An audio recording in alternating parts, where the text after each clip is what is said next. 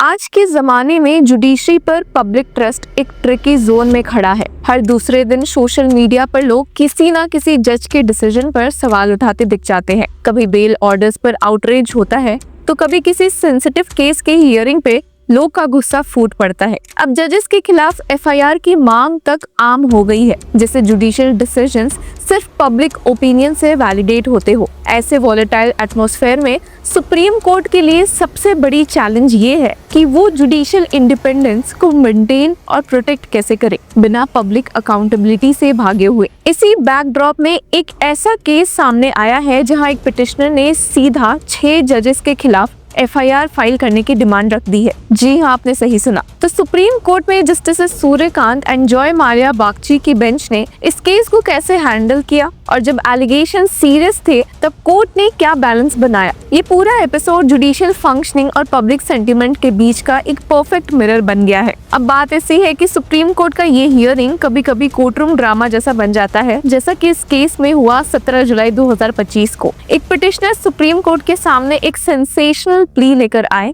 Demanding FIRs against 6 sitting and former जजेस of high courts and tribunals. तो जजेस के खिलाफ एफआईआर, आप सोच रहे होंगे कैसे, क्यों और किस बेसिस पे, और यही सवाल सुप्रीम कोर्ट ने भी उठाए। अब जब हियरिंग शुरू हुई तो जस्टिस सूर्यकांत और जॉय माल्या बागची की बेंच ने पिटिशनर की बात सुनी और गुस्से में साफ साफ कह दिया, this is a scandalous petition, और बिना किसी शुगर कोटिंग के आगे कह दिया कि this kind of publicity stunt we understand and appreciate very well, but don't you think that when you indulge in this kind of scandalous petition, then how it's likely to affect you। अब इस comment से ये clear था कि court इस petition को seriously नहीं ले रही थी, कम से कम उस फॉर्म में जिसमें वो फाइल की गई थी और जहां डायरेक्टली जजेस के खिलाफ एफआईआर की मांग उठी है। पर इस केस में ट्विस्ट भी आया, और ट्विस्ट ये था कि पिटिशनर कोई टिपिकल लॉयर नहीं थे। कोर्ट को बताया गया कि पिटिशनर एक दिल्ली यूनिवर्सिटी ग्रेजुएट है इंजीनियरिंग में, फिर IIM कोझिकोड से MBA किया और बाद में लॉ पढ़ने का डिसीजन लिया, but only to fight his personal legal battles.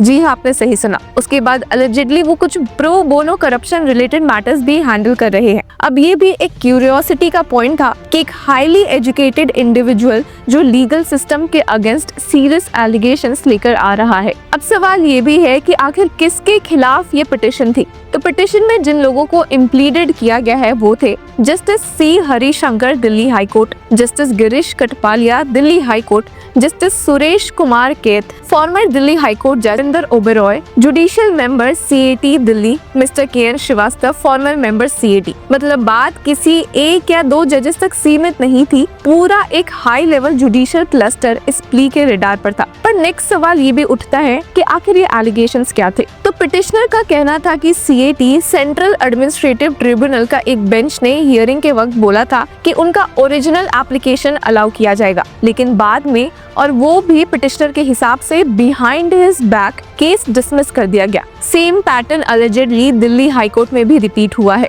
अब पिटिशनर ने आर्ग्यू किया कि the case remains pending before every bench looks into the gravity of the matter, calls the ASG, calls an affidavit from the PMO, this admission by Union of India that there is no such route, then how can same plea be taken by division bench to appease the government। अब इस argument से petitioner ये दिखाना चाह रहे थे कि courts contradict कर रही है अपने ही प्रायर प्रोसीडिंग्स को। यहीं पर जस्टिस सूर्यकांत ने एक पॉइंटेड और तीखा सवाल पूछा, tell us under which provision of law जजेस of high court and members of tribunal who have given judgment against you are liable to be prosecuted. और इस पर पिटिशनर ने बोला भी कि एक जुडिशियल ऑर्डर में फैब्रिकेशन भी हुआ है और सुप्रीम कोर्ट ही उनकी लास्ट रिजॉर्ट है। लेकिन कोर्ट ने क्लियरली कहा कि अगर कोई ऑर्डर गलत लगता है तो क्या इसका मतलब ये है कि आप जज के अगेंस्ट एफआईआर फाइल करा दोगे। जस्टिस सूर्यकांत ने स्ट्रिक्टली पूछा, if there is illegal, erroneous, perverse kind of order or judgment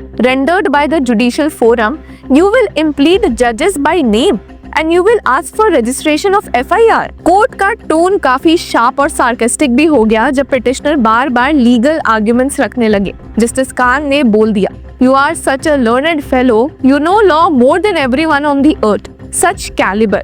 We need amicus assistance to understand you. अब ये कमेंट सार्कास्टिक था बट क्लियर भी था कि कोर्ट को पिटिशनर का अप्रोच फ्लॉड लग रहा है। कोर्ट ने एक और चीज रेज की, जब CAT कंटेम्प्ट प्रोसीडिंग्स इनिशिएट करने वाली थी तो पिटिशनर ने अनकंडीशनल अपॉलजी सबमिट किया था। तो फिर अब ये बोल्ड स्टैंड कैसे? पिटिशनर ने रिप्लाई में एक और शॉकिंग बात क्लेम की।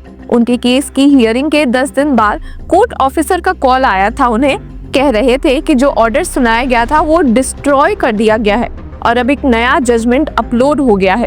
पिटिशनर ने कहा, the bench was unaware that I had already obtained certified copy of original order. ये क्लेम डिस्टर्बिंग था और अगर ट्रू हो तो मेजर इशू भी है, बट विदाउट एविडेंस कोर्ट इसको एक्सेप्ट करने के मूड में नहीं था। अब सुप्रीम कोर्ट ने डिस्पाइट फ्रस्ट्रेशन एक कंस्ट्रक्टिव स्टेप लिया। जब पिटिशनर ने रिक्वेस्ट की तब डॉक्टर S मुरलीधर, जो एक फॉर्मर दिल्ली हाई कोर्ट जज है और अब एक रिस्पेक्टेड सीनियर एडवोकेट, को अम्यूकस क्यूरी अपॉइंट किया गया है। अब ये एक सिग्निफिकेंट डेवलपमेंट था। डॉक्टर मुरलीधर अब कोर्ट को असिस्ट करेंगे इस मैटर में जिसमें petitioner serious legal questions raise कर रहा है, लेकिन शायद गलत अप्रोच में। अब यहाँ पर सवाल उठता है legal system versus individual frustration का। इस केस में लार्जर रिफ्लेक्शन है इंडिया के जुडिशियल सिस्टम में कभी कभी लिटिगेंट्स फ्रस्ट्रेटेड हो जाते हैं जब रिपीटेड डिलेज, डिसमिसल्स या इनकंसिस्टेंट ऑर्डर्स मिलते हैं। तो कभी कभी लोग एक्सट्रीम रूट्स चूज करते हैं, बट जैसा कि कोर्ट ने यहाँ एस्टैब्लिश किया, पर्सनल डिससैटिस्फैक्शन या ग्रीवांस का मतलब ये नहीं होता कि आप जजेस के खिलाफ ही FIR फाइल कर दे।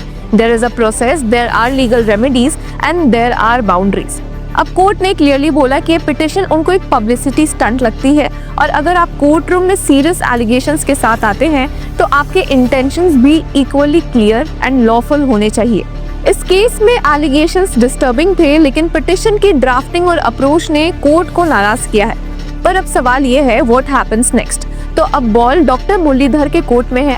उनका रोल होगा ये असेस करना कि क्या पिटिशनर की एलिगेशंस में कोई लीगल सब्सटेंस है या सिर्फ पर्सनल वेंडेटा है। उनकी असिस्टेंस से कोर्ट डिटरमाइन करेगा कि इस केस का फ्यूचर क्या हो सकता है।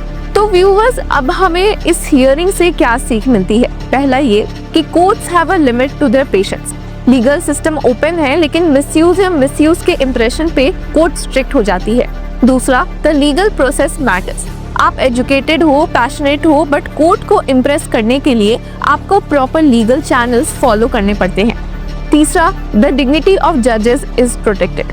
इंडिया का जुडिशरी सिस्टम अपने जजेस को प्रोटेक्ट करता है अगेंस्ट फ्रिवलस पर्सनल अटैक्स।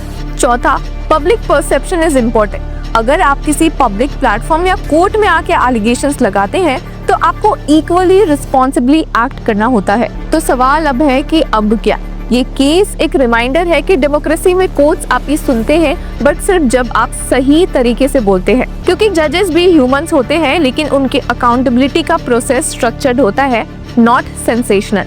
अगले फ्यू वीक्स में डॉक्टर मुरलीधर अपनी लीगल ओपिनियन देंगे, तब पता चलेगा कि पिटिशनर का स्टैंड में कुछ मेरिट था या नहीं। बट टिल देन ये केस एक क्लासिक एग्जाम्पल बन गया है how not to file a public interest litigation. तो व्यूअर्स, आपकी क्या राय है हमें कमेंट सेक्शन में जरूर बताएं और तब तक के लिए कीप फॉलोइंग लॉ चक्रा।